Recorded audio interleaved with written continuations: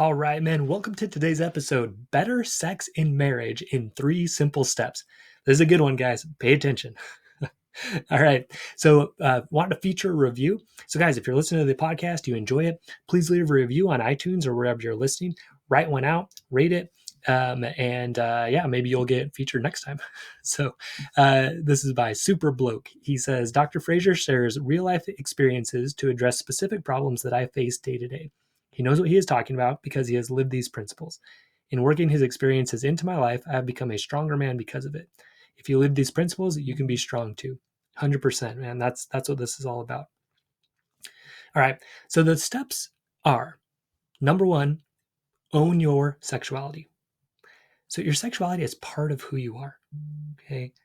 What you want to do is you want to recognize it and honor it as a God-given gift. If you're a spiritual person, a lot of times, unfortunately, with religion, we can think that our sexuality is bad, or that it needs to be kind of tucked away and hidden until marriage comes. Then we get to kind of do whatever we want, and even then, we're not too sure, or we kind of rush it because we maybe still think it's not quite right or something's wrong with it. So what we want to do is understand, like, this is something good. It's been given to us by God. It's part of who we are. Okay. What tends to happen when we don't accept it and integrate it as part of ourselves is we try to hide it.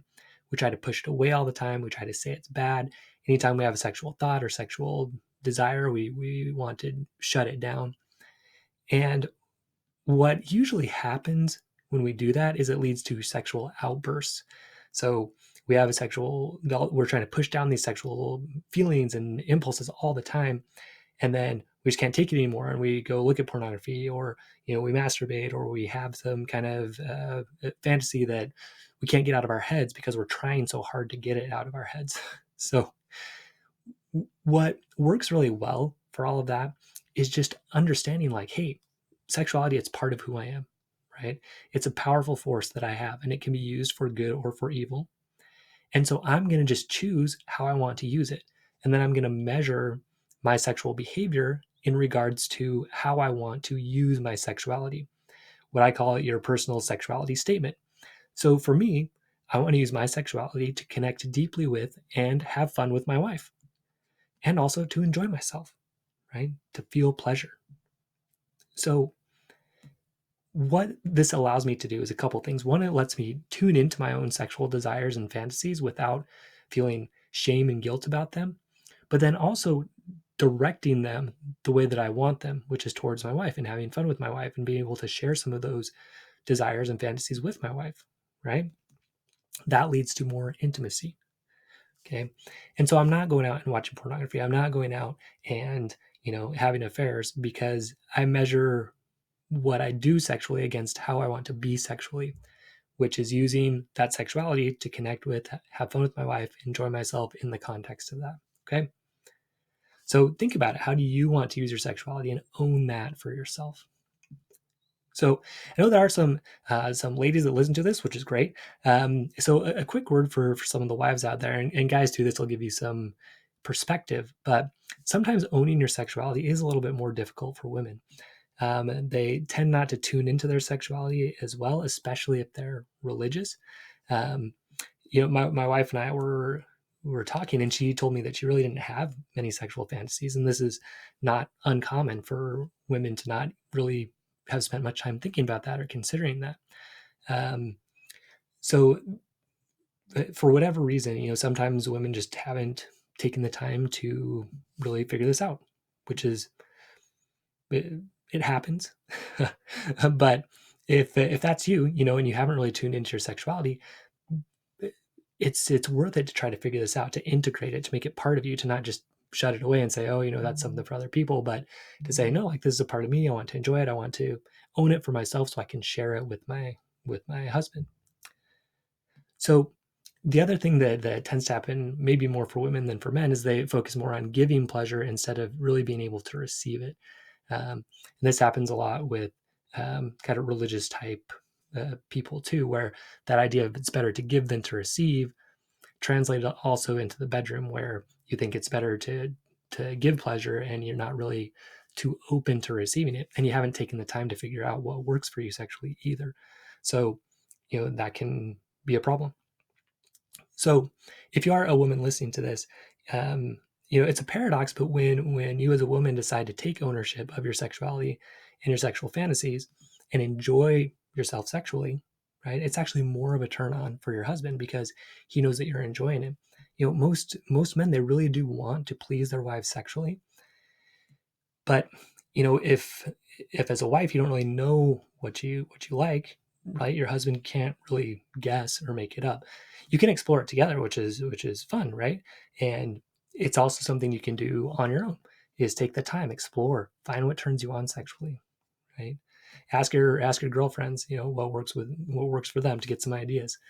Um, so another just idea here: if sex has been taboo because of religion, or just whatever beliefs, if you just kind of haven't really taken that time to find out what works for you sexually, it can be helpful to know that the female clitoris, it's only responsible for pleasure. That's all it does. Okay. And God made you that way, right? He gave you that for a reason, and that reason is sexual pleasure. There's no other reason for it. So it's given to you, it's part of you. You can use it for good, own it for yourself, and then share it with who you want to share it with, who it's worth sharing with. All right. So that's number one: own your sexuality. Figure out how it works, what you like, what you don't like, how you want to use that, that power, that force. Okay. Principle two is anticipation is your friend. All right. So as men, we tend to think of sex as a very linear process, right? You go from arousal to orgasm, it's kind of a straight shot. Because for us, a lot of times it is, right?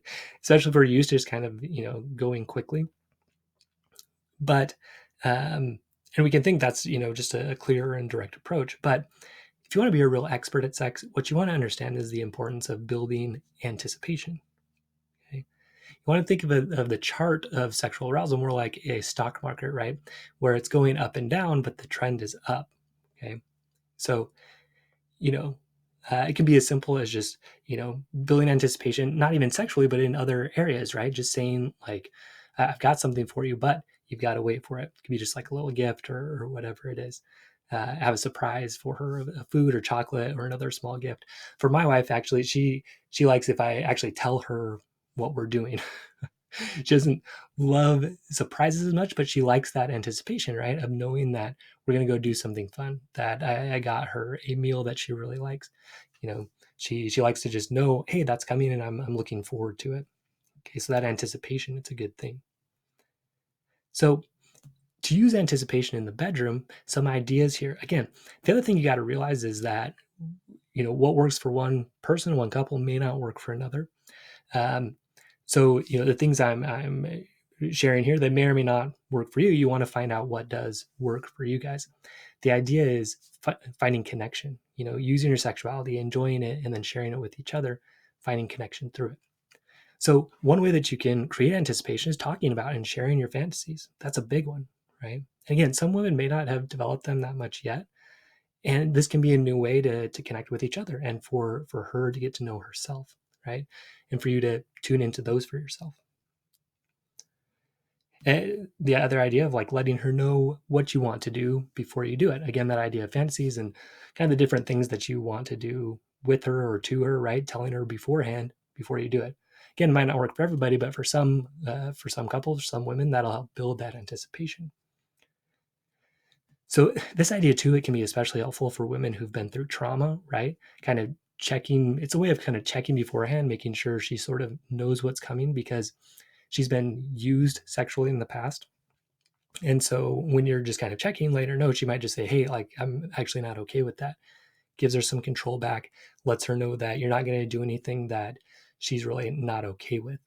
So kind of works in two really good ways of building that anticipation if it's something she likes, but also letting her put the brakes on if it's something she does not like.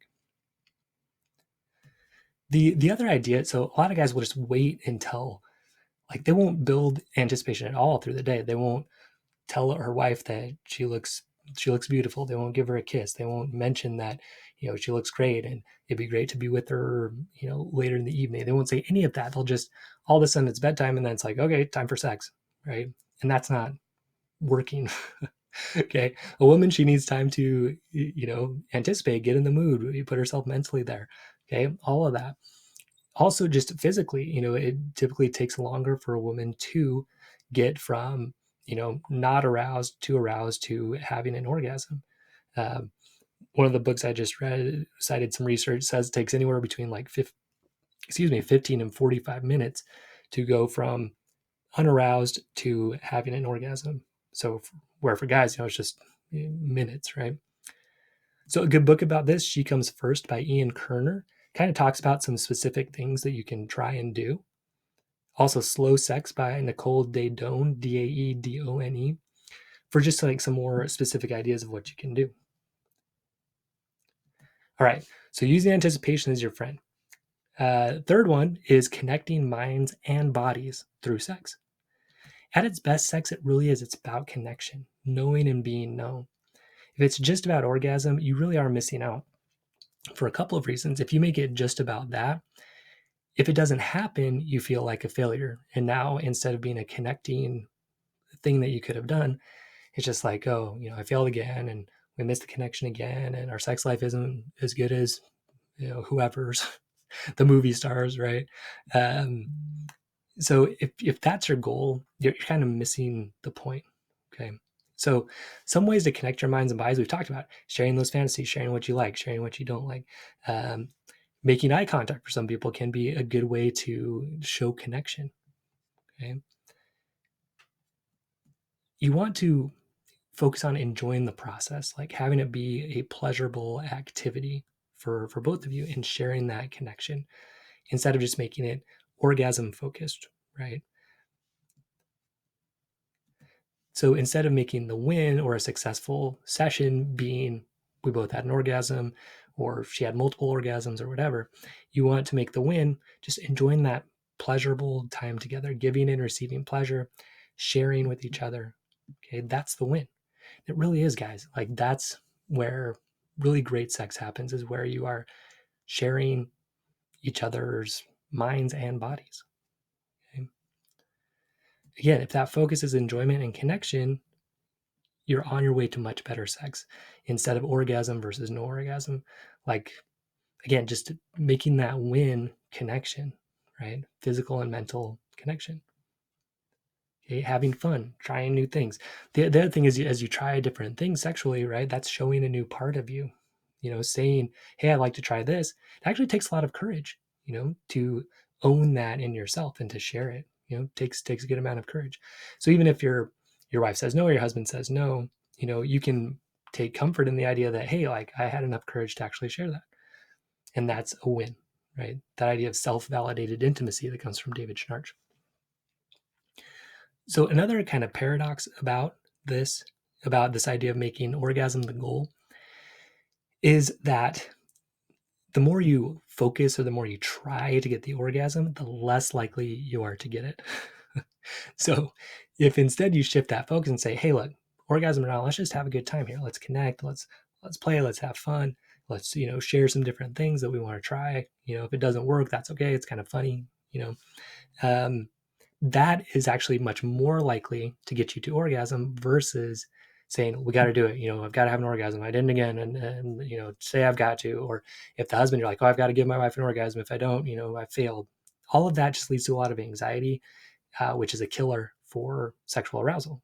So this is the idea of paradoxical intention by Viktor Frankl, which he shared in Man's Search for Meaning, which is this idea that the more we try for orgasm, the harder it can be to get it.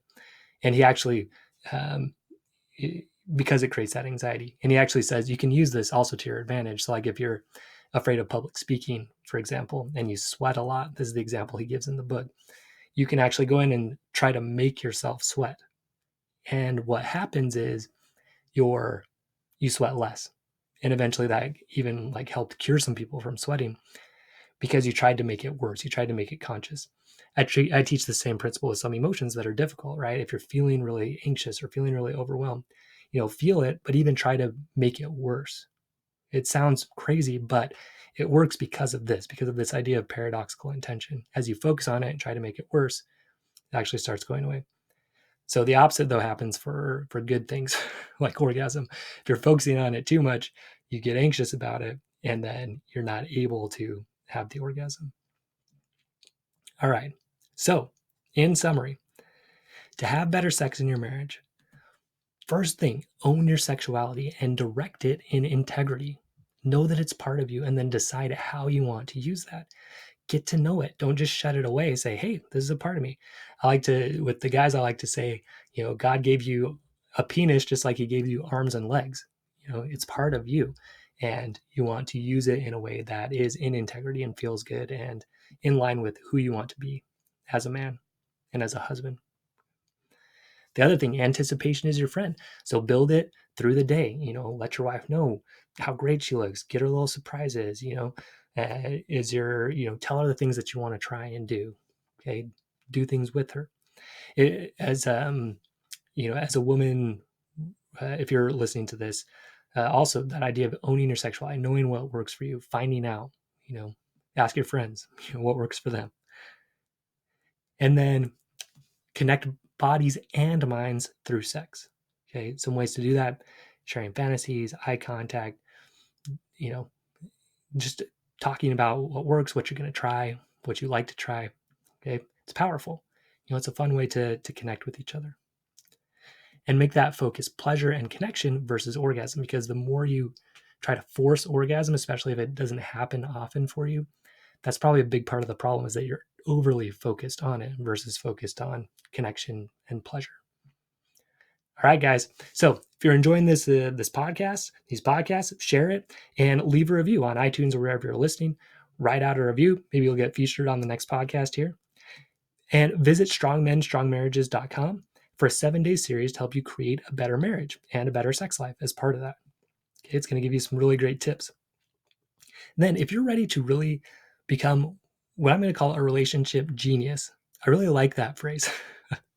If you're ready to really take things to the next level, become a relationship genius, understand your relationship with yourself at a deep level, build up your strength mentally, emotionally, spiritually, sexually, and then become a genius in interpersonal relations of communication, conflict management, and sexuality.